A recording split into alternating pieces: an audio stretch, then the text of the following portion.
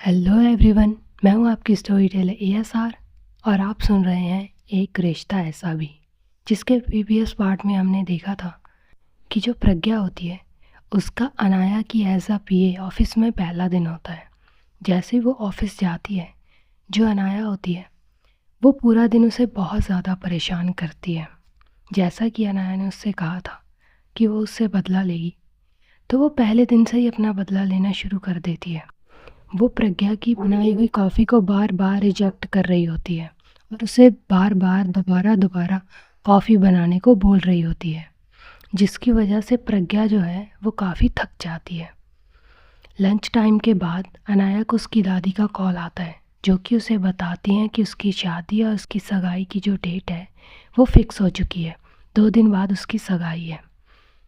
ऐसी अनाया और दादी थोड़ी देर बात करते हैं और जो दादी होती है वो सगाई की तैयारियों के लिए किसी इवेंट प्लानर को घर भेजने के लिए बोलती है।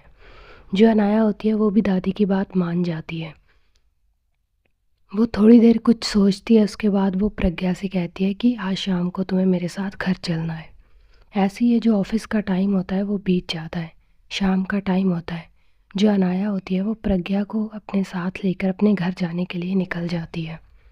जो प्रज्ञा होती है वो काफ़ी ज़्यादा डर रही होती है, क्योंकि उसके दिमाग में तो कुछ और ही चल रहा होता है। अब आगे थोड़ी देर में जो अनाया की गाड़ी होती है वो कपूर विला में एंटर करती है। सामने एक बहुत ही सुंदर और आलीशान विला था। जब प्रज्ञा की नज़र उस विला पे पड़ती है तो उसकी आंखों में एक चमक आ जाती है, क्योंकि प्रज्ञा एक मिडिल क्लास फैमिली से थी।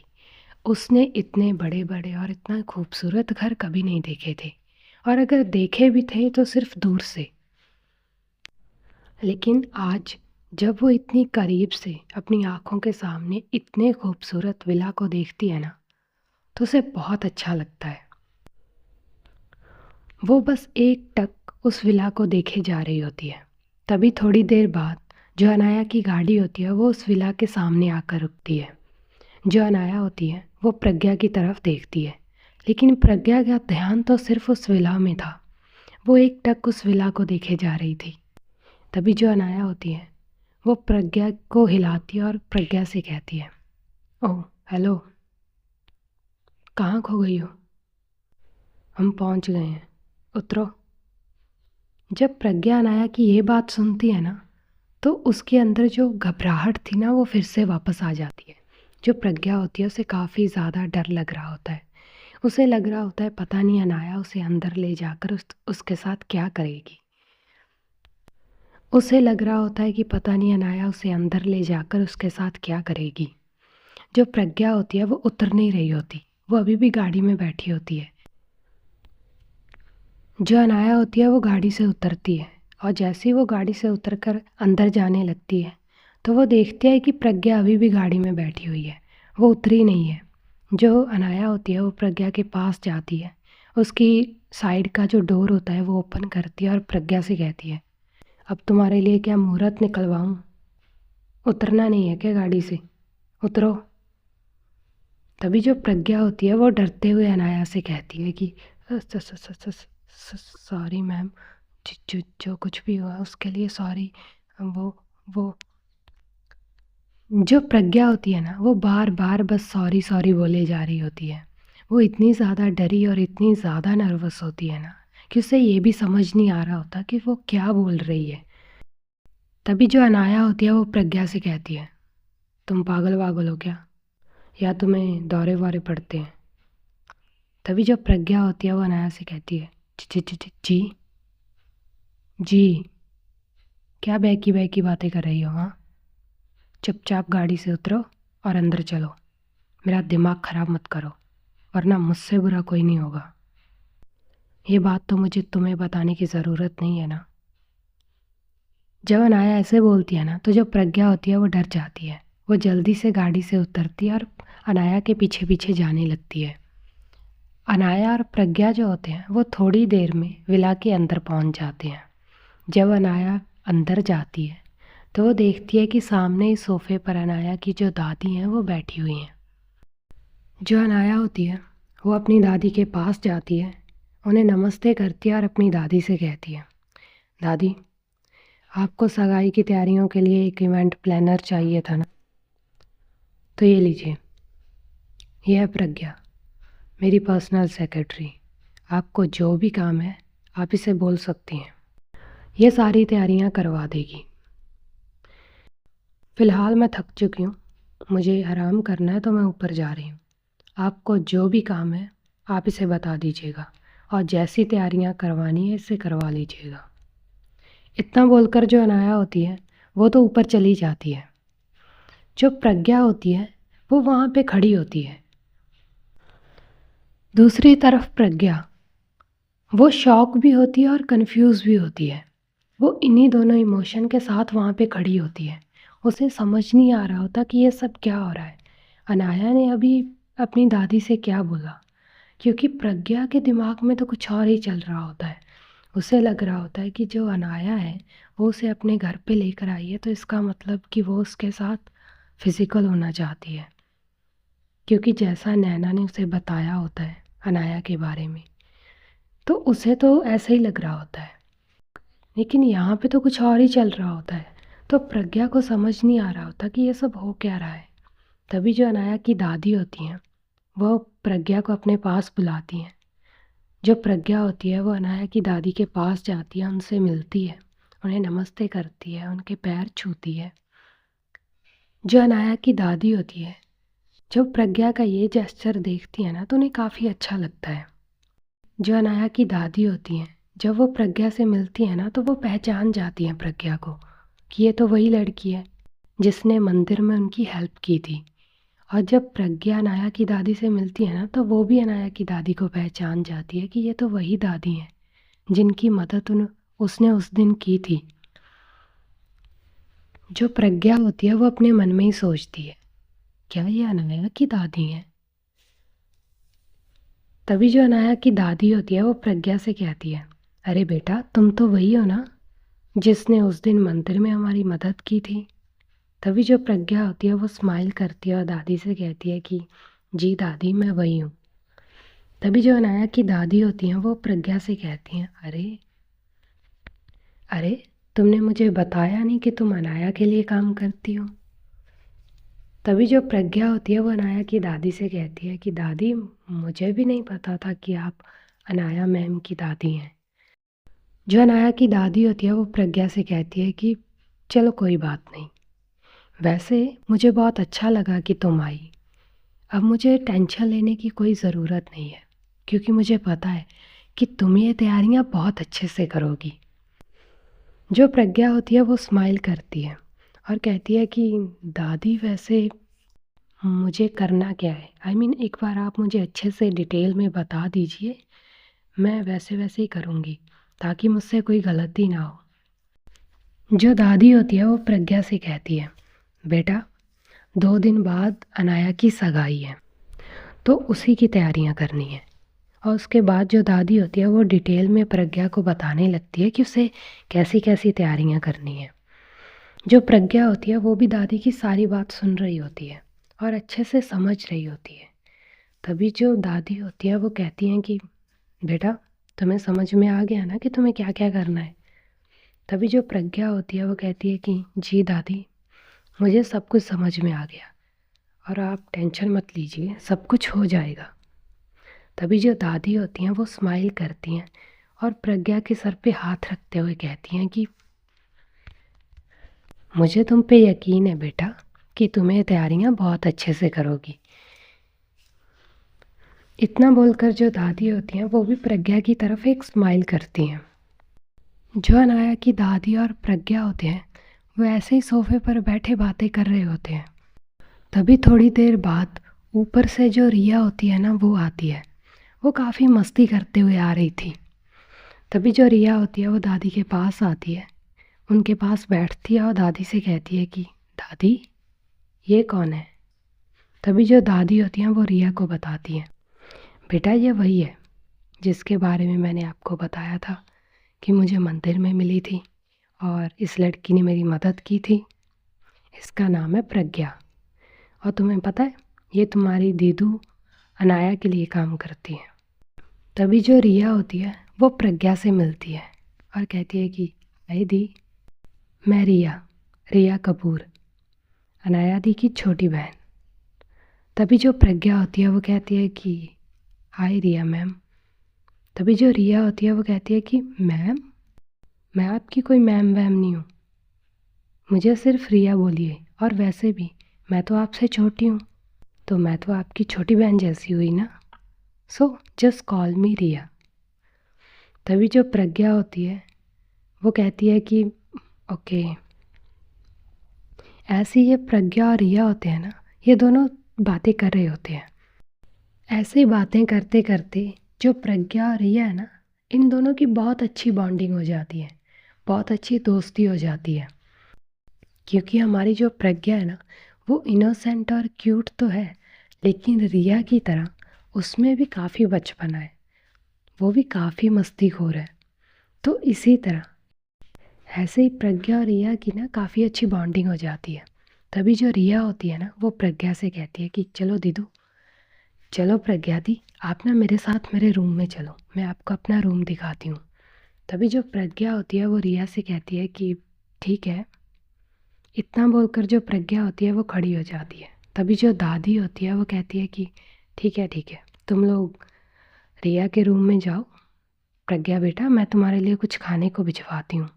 तभी जो प्रज्ञा होती है वो दादी से कहती है कि नहीं दादी, इसकी क्या ज़रूरत है। तभी जो दादी होती है वो कहती है कि अरे बेटा, ज़रूरत है।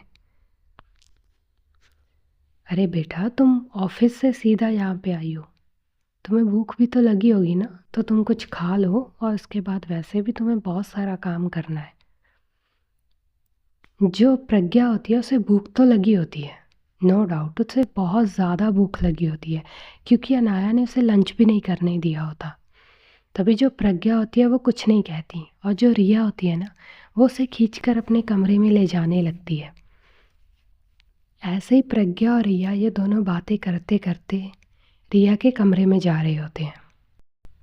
दूसरी तरफ हम अनाया को देखते हैं। वो जैसे ही अपने रूम में जाती है, सबसे पहले वो फ्रेश होती है, उसके बाद वो अपने बेड पे लेट जाती है थोड़ा आराम करने के लिए, क्योंकि आज उसकी काफ़ी ज़्यादा मीटिंग्स थी, तो वो काफ़ी ज़्यादा थक चुकी थी, इसीलिए वो थोड़ा आराम कर रही होती है।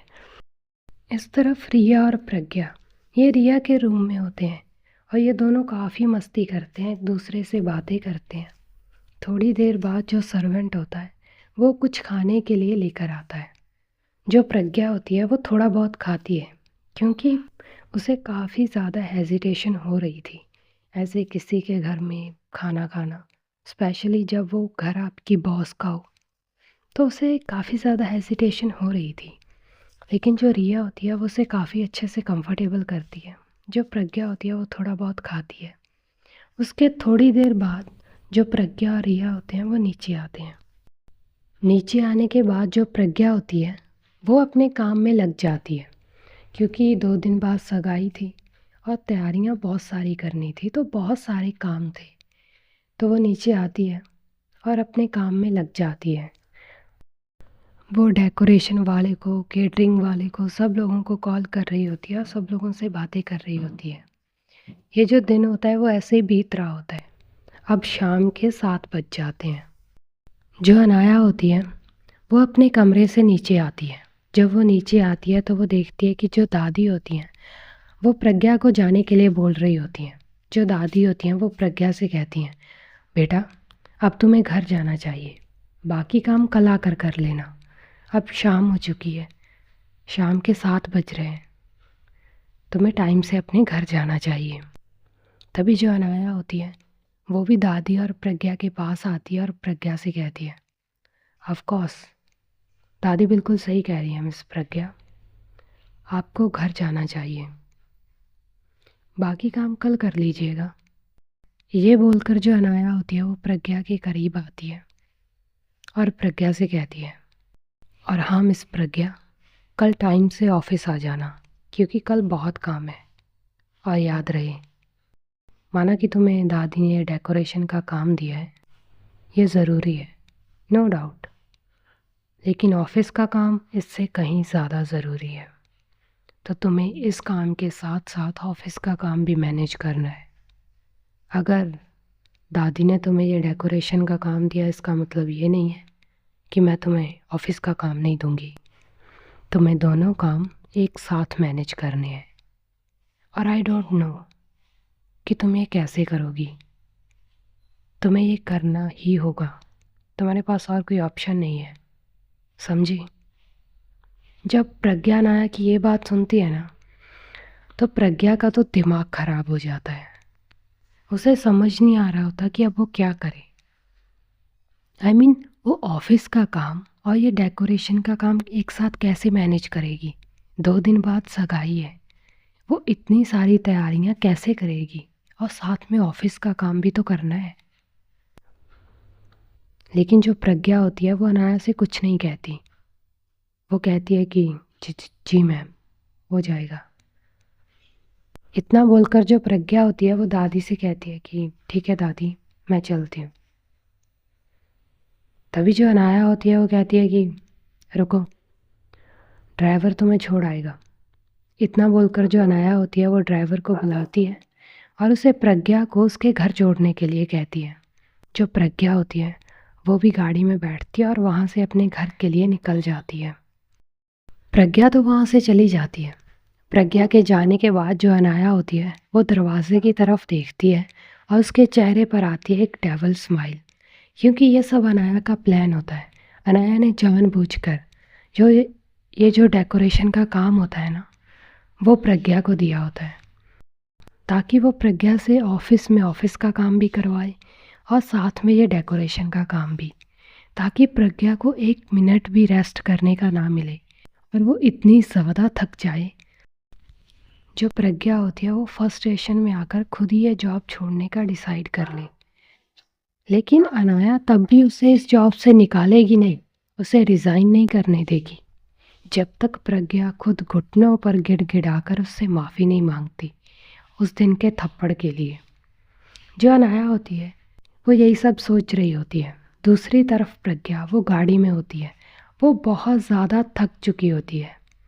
एक तो आज प्रज्ञा ने उससे पूरा दिन कॉफ़ी बनवाई होती है, दूसरा उसके घर जाकर उसकी सगाई की डेकोरेशन का काम किया होता है। वो इतनी ज़्यादा थक चुकी होती है ना, उसे गाड़ी में ही नींद आ रही होती है। ऐसे करते करते जो प्रज्ञा होती है वो थोड़ी देर में अपने घर पहुंच जाती है। जो प्रज्ञा होती है वो अपने घर जाती है। वो रूम में जाकर सीधा बेड पे लेट जाती है। वो सीधा बेड पे लेटती है और सो जाती है, क्योंकि प्रज्ञा के अंदर इतनी हिम्मत ही नहीं थी कि वो पहले खाना बनाए और फिर खाना खाए। और जो नैना थी वो भी वहाँ पे नहीं थी, क्योंकि प्रज्ञा काफ़ी लेट घर आई थी। तो जो नैना थी वो अपनी नाइट शिफ्ट के लिए जा चुकी थी। जो प्रज्ञा होती है वो ऐसे ही भूखी ही सो जाती है। ये जो रात होती है वो ऐसे ही बीत जाती है। अब हमें अगली सुबह का सीन दिखाया जाता है। अब अगली सुबह होती है और वही रूटीन शुरू होता है। जो प्रज्ञा होती है वो तैयार होती है और अपने ऑफिस के लिए निकल जाती है। दूसरी तरफ अनाया, वो भी सुबह जल्दी तैयार होती है और अपने ऑफिस के लिए निकल जाती है। ये दोनों ऑफिस आते हैं। जो अनाया होती है वो प्रज्ञा से ऑफिस का काम करवा रही होती है। वो प्रज्ञा को काफ़ी ज़्यादा काम दे रही होती है उसे थकाने के लिए, क्योंकि अनाया को तो प्रज्ञा से बदला ही लेना था ना। दूसरी तरफ प्रज्ञा वो अनाया के ऑफिस का काम भी कर रही होती है और साथ में फ़ोन पर जो डेकोरेशन का काम होता है वो भी मैनेज कर रही होती है। जो प्रज्ञा होती है वो पूरा दिन इतना बिज़ी होती है ना कि उसे लंच टाइम का भी पता नहीं चलता कि कब लंच टाइम हो गया। उसने लंच भी नहीं किया था, वो लगातार काम कर रही होती है। ऐसे करते करते जो ऑफिस टाइम होता है वो ओवर हो जाता है। उसके बाद जो अनाया होती है वो प्रज्ञा के साथ अपने घर आती है। जो प्रज्ञा होती है वो अनाया के साथ घर आती है। घर आने के बाद वो सबसे पहले दादी से मिलती है। उसके बाद जो रिया होती है वो भी भागकर प्रज्ञा के पास आती है।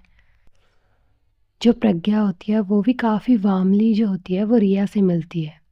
थोड़ी देर ये दोनों बातें करते हैं। उसके बाद जो प्रज्ञा होती है वो अपने काम में लग जाती है।